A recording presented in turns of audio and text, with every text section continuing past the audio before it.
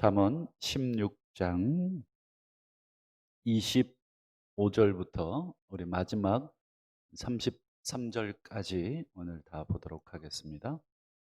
잠언 16장 25절에서 33절까지입니다. 찾으신 줄로 알고 한 절씩 교독하겠습니다. 25절. 어떤 길은 사람이 보기에 바르나 필경은 사망의 길이니라. 고되게 일하는 자는 식욕으로 말미암아 애쓰나니 이는 그의 입이 자기를 독촉함이니라. 불량한 자는 악을 꾀하나니 그 입술에는 맹렬한 불 같은 것이 있느니라. 패역한 자는 다툼을 일으키고 말쟁이는 친한 벗을 이간하느니라. 강포한 사람은 그 이웃을 꾀어 좋지 아니한 길로 인도하느니라. 눈짓을 하는 자는 패역한 길을 도모하며 입술을 닫는 자는 악한 일을 이루느니라. 백발은 영화의 면류관이라 공의로운 길에서 얻으리라. 노하기를 더디하는 자는 용사보다 낫고 자기의 마음을 다스리는 자는 성을 빼앗는 자보다 나으니라. 함께 보시죠. 제비는 사람이 뽑으나 모든 일을 작정하기는 여호와께 있느니라. 아멘.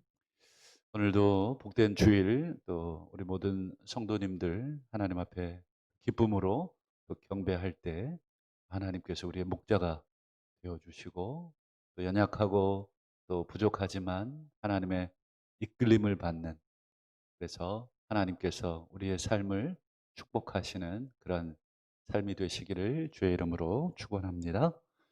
오늘 본문을 중심으로 죽을 길에 가지 마라, 죽을 길로 가지 마라 하는 제목으로 잠시 은혜를 나누고 또 기도하도록 하겠는데요. 오늘 16장을 이제 마무리하면서 25절부터 보면 25절을 한번 보시면 어떤 길은 사람 보기에 바르다. 이 바르다라고 하는 말은 뭐 옳다라는 뜻도 있고 이렇게 쭉 직선이다, 똑바르다. 그런데 그 끝 필경은 사망이다. 똑바른 것 같고 또 탄탄대로 같은데 정말 이 길이야 하고 쭉 달려갔는데 또 실제로 그 길로 가보니까 되게 이렇게 잘 되는 것처럼 보이는데 알고 보니까 그 끝에 뭐가 있어요? 죽음이 있더라. 그러니까 내가 죽을 길로 간 거죠. 이게 참 얼마나 황당합니까? 정말 나는 이 길인 줄 알고 이렇게 쭉 달려왔는데 이제 돌이킬 수 없을 만큼 왔는데 끝에 죽음이 기다리고 있다. 그러면 어떤 길이 죽을 길이냐, 어떤 길이 사망의 길이냐, 그 내용이 27절부터 30절까지가 어떤 길이, 어떤 삶이 죽을 길이고 사망의 길인가라는 것을 보여주고 있는데, 우리 대충 한 번만 볼게요. 27절 보시면 불량한 자, 28절은요 패역한 자, 29절은요 강포한 사람, 30절은요 눈짓하는 사람, 그 다음에 뒤에 보면 입술을 닫는 사람, 이런 사람들의 목록이 쭉 열거가 되고 있습니다. 이런 사람들의 삶을 이렇게 따라가다 보면 잘 되는 것 같은데 필경은 죽을 길이더라, 또는 사망의 길이더라. 그럼 불량한 자, 패역한 자, 강포한 자, 눈짓하는 자, 이런 사람들의 공통점이 있을 것 아닙니까? 이런 사람들은 어떤 공통점을 가지고 있는가? 얼핏 여러분들이 이제 읽으셨지만 어떤 공통점이 있냐면 주로 말과 관련된 그 공통점을 가지고 있습니다. 그럼 어떤 말을 이 사람들은 하느냐? 우리 한번 들어가 보면 27절을 한번 다시 보실까요? 불량한 자는 악을 꾀하여 그 입술에는 맹렬한 불이 있더라. 불량한 자들은 악을 꾀하고 그 불량한 자들의 그 입에는 말은 악이 있더라. 맹렬한 불이 있더라. 그러니까 이 불량한 자라고 하는 단어, 이 표현을 이제 원문을 찾아보니까 이렇게 되어 있습니다. 벨리알의 사람, 벨리알이라는 단어를 사용하고 있어요. 벨리알 들어보셨죠? 그 고린도 후서 6장 15절에 사도 바울이 사용한 적이 있는 단어인데 뭐라고 되어 있었습니까? 그리스도와 벨리알이 어찌 조화되며, 이렇게 이때 나오는 단어가 여기에 쓰였는데, 그러니까 이제 그리스도와 벨리알은 서로 반대죠. 예수님하고 반대가 되는 존재가 누구 있습니까? 사탄을 표현할 때 이 벨리알. 그러니까 잠언 16장 27절에 불량한 자라고 하는 것은 이 사탄적인 사람. 그래서 그 입에 막 불이 나오는 거죠. 그리고 악이 나오는 겁니다. 악한 자에게서 악이 나오죠. 여기서 이제 또 재밌는 표현이 있는데, 꾀한다 27절에 불량한 사람은 악을 꾀한다. 이 꾀한다가 뭐 어떤 뜻인가 이렇게 찾아보니까 직역하면 이 꾀한다가 이렇게 파낸다 이런 뜻입니다. 이렇게 땅이 있으면 이렇게 계속 악을 꺼집어내는 거죠. 여기서도 악을 끄집어내고 저기서도 악을 이렇게 파가지고 내는 것입니다. 그러니까 파는 족족 악을 파내는 것입니다. 그게 바로 벨리알의 사람, 이 불량한 사람. 그리고 그 입에는 뭐 어떤 말이냐면 악한 말, 이걸 이제 맹렬한 불, 이렇게 표현을 합니다. 그리고 28절을 보시면 이 패역한 자라고 하는 표현은, 패역하다 그런 말은 삶을 파괴하는 자라는 뜻입니다. 뭐 자기의 삶뿐 아니라 타인의 삶도 파괴를 시키는 것을 패역하다. 이 패역한 사람은 또 어떤 특징이 있습니까? 똑같이 다툼의 말을 일으키는 특징이 있습니다. 그리고 또 이어지는 말쟁이는 친한 벗을 이간한다. 말쟁이, 이 말쟁이가 뭘까? 말을 참 잘하는, 청산유수처럼 말을 막 잘하는 사람인가? 이것을 여러 가지 번역을 찾아봤는데 이제 유대인들이 번역한 성경이 있습니다. JPS라는 번역본인데 유대인들의 성경은 어떻게 번역을 했는가 한번 봤는데 이렇게 번역을 했습니다. 불평, 불만, 짜증을 내는 자는 친한 벗을 이간하는 자다. 불평, 불만, 누구에 대한 불평과 불만이겠습니까? 그 이간질하고자 하는 그 사람.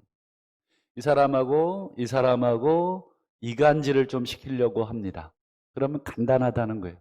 이 사람에 대해서 계속 불평과 불만과 그다음에 여러 가지 안 좋은 이야기들을 툭툭툭 던져내면 어떤 약간의 사실과 더불어서, 약간의 있었던 일과 더불어서 내 개인적 감정과 내 개인적인 어떤 해석을 덧입히면 금방 이간질 됩니다.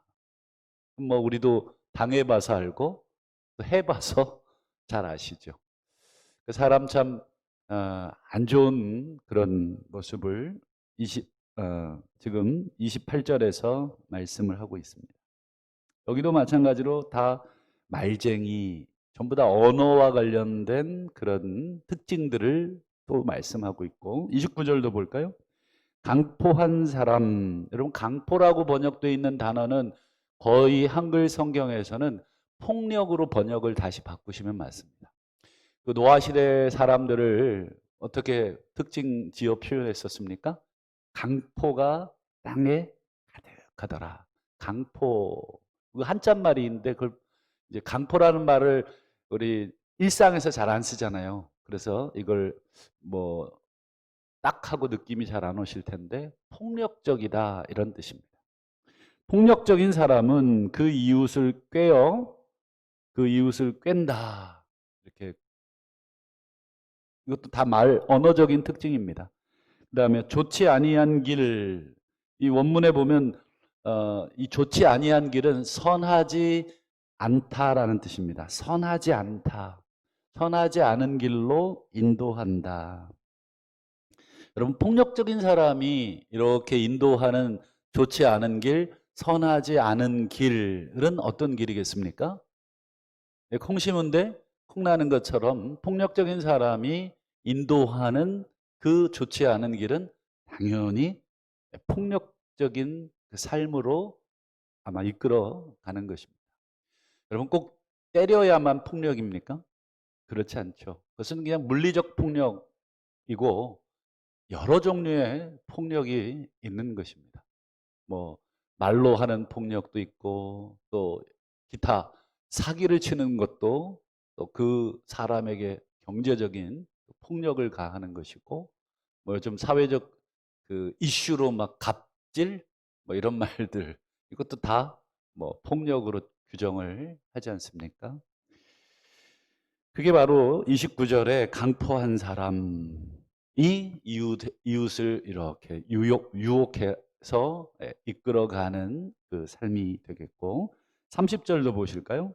눈짓을 하는 자. 뭐 눈짓을 어떻게 하는 건가요? 막 이렇게 막 깜빡깜빡하는 건가요? 상징적인 표현이죠. 그러니까 눈짓하고 그다음 보시면 뒤에 보면 입술을 닫는 거하고 같이 묶여서 해석을 하면 되겠습니다.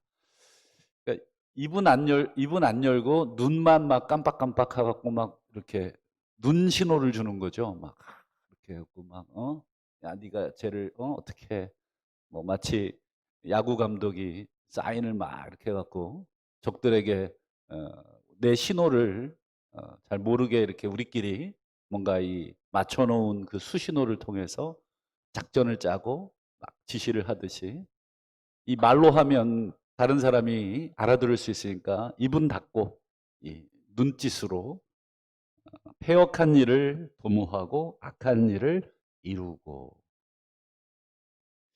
전부 다 어떻습니까? 27절부터 30절까지 전부 다 그들의 이 사망길 즉 죽을 길로 가는 자들의 특징을 쭉 성경에서 묘사를 해주고 있습니다. 여러분 고려시대 충신이고 우리 사육신 중에 한 명인 정몽주 아시죠? 정몽주의 어머님이 아들에게 지어준 시라고 하는 시를 한 구절 읽어드리겠습니다. 까마귀 싸우는 고래 백로야 가지 마라. 성낸 까마귀 흰 빛을 세워나니 시기하나니 창파에 깨끗이 씻은 몸을 더럽힐까 하노라. 아들이 혼탁한 정치계에 또 그 궁궐의 암투 속에 지금 계속 들어가고 있는 것을 보던 어머님이 정말 아들이 그곳에 더 이상 있지를 않았으면 좋겠다. 왜냐하면 서로 죽고 또 서로 물고 뜯어야 하는 그 권력의 세계 속에 아들이 있고 결국은 그 아들이 여러분 잘 아시는 것처럼 죽습니다. 노량진에 가면 그 사육신 묘가 있는데 한번 기회 되시면 한번 다녀오시면 또 우리 고려말 충신이었던 정몽주의 그런 또 일대기를 한번 볼 수 있을 텐데 어쨌든 이 부모의 마음은 까마귀 노는 곳에 백로야 가지 마라. 그래서 우리 근묵자흑 군주자적 여러분 이런 말 들어보셨죠? 예, 검은 데 가까이 가는데 어찌 깨끗하기를 바라겠고 붉은색에 가까이 가는데 어찌 빨갛게 물들지 않기를 바라겠습니까? 결국은 전부 다 우리 성경이 이런 사람들을 쭉 비추어 주는 것은 무엇입니까? 예, 이 길로 가면 결국은 죽게 된다 하는 것을 우리에게 계속 보여주고 있습니다. 그럼 불량한 사람, 배역한 사람, 강포한 사람, 눈짓하는 사람들 이들은 왜 이런 짓을 할까? 그리고 왜 그럴까요? 불량한 사람, 배역한 사람 왜 그럴까요? 왜 이들은 이런 삶을 살까? 여러분 모르긴 몰라도 여러분 불이한 이익을 얻으려고 하는 것 아니겠습니까? 경제적인 이익을 얻든지 권력의 이익을 얻든지 뭔가 자기가 얻으려고 하는 것이 있기 때문에 이런 삶을 사는 것입니다. 우리 지난 16장 19절 기억하십니까? 잠언 16장 19절.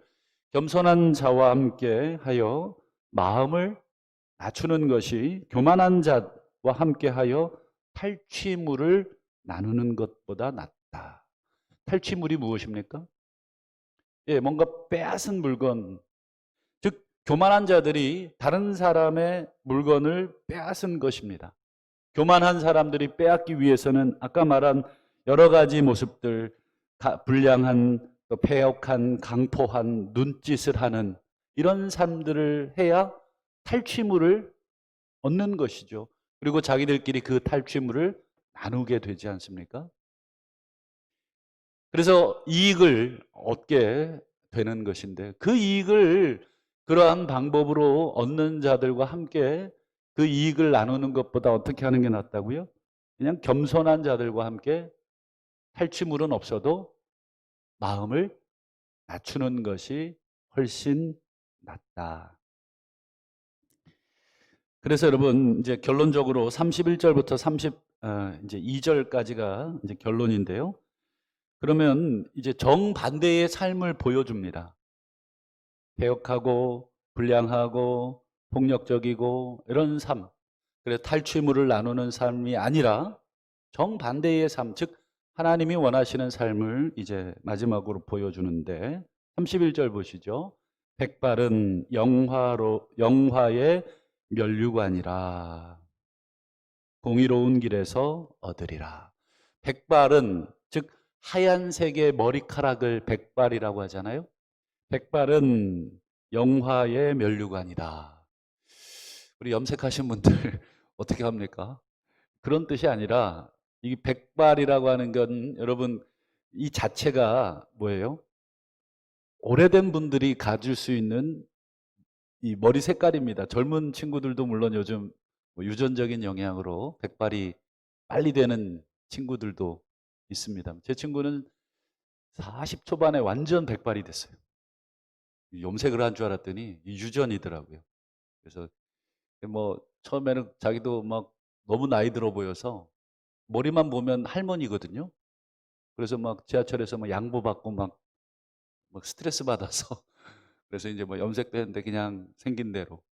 이 백발이라고 하는 것은 뭐 유전적으로 머리가 하얀 사람만 영화로운 게 아니라 이건 이제 나이가 든 사람들에게 주어지는 뭐예요? 이 색깔의 머리지 않았습니까? 그러니까 마치 왕관을 씌워놓은 것처럼 이렇게 그 백발이라고 하는데 여러분 백발은 어떻게 돼야 백발이 됩니까?